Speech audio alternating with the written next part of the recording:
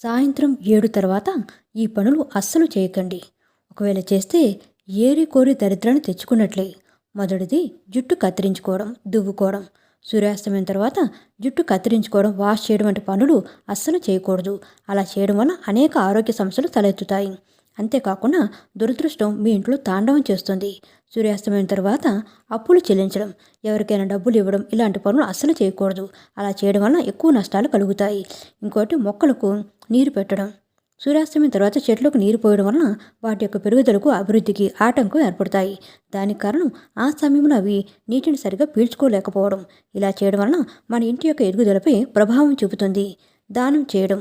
ఏదైనా దానం చేయడం వలన గొప్ప పుణ్యం లభిస్తుంది. అయితే సూర్యాస్తమయంలో పాలు, చక్కెర, ఉప్పు వంటి వస్తువులను దానం చేయడం వలన పుణ్యానికి బదులు పాపం మూట కట్టుకోవాల్సి వస్తుంది. సూర్యాస్తమయం తర్వాత ఇవి దానం చేయడం వలన ఆర్థిక ఇబ్బందులు కలగవచ్చు. గోర్లు కత్తిరించుకోవడం. సూర్యాస్తమయం తర్వాత ఇంట్లో లక్ష్మీదేవి సందర్శిస్తుందని చెబుతూ ఉంటారు.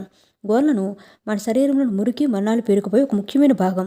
సూర్యాస్తమయం తర్వాత ఈ గోర్లు కత్తిరించడం వలన లక్ష్మీదేవికి ఈ మరణాన్ని సమర్పించినట్లు అవుతుందని అంటున్నారు పెద్దలు. లక్ష్మీదేవి మన ఇంటిని విడిచిపెట్టి సంపద, ఆనందాన్ని మన ఇంటి నుంచి వెనక్కి తీసుకోవచ్చు. సో సూర్యాస్తమయంలో గోర్లు అస్సలు కత్తిరించుకోకండి. ఆఖరిగా సూర్యాస్తమయం తర్వాత చీపురుతో ఊడ్చడం, ఇల్లు తుడుచుకోవడం వంటి పనులు అస్సలు చేయకూడదు. ఎందుకంటే సూర్యాస్తమయం తర్వాత శుభ్రపరచడం దేవతల పట్ల అగౌరవం చూపిన చర్యగా చూస్తారు. దాని కారణంగా ఇంట్లో ఉన్నదంతా ఊడ్చేసినట్లు ఇంట్లో నుంచి మొత్తం వెళ్ళిపోతుందట. మన భారతదేశం విభిన్న సంస్కృతి సాంప్రదాయాలకు పెద్ద నిలయం. ఇది నమ్మడం, నమ్మకపోవడం మీ ఇష్టం.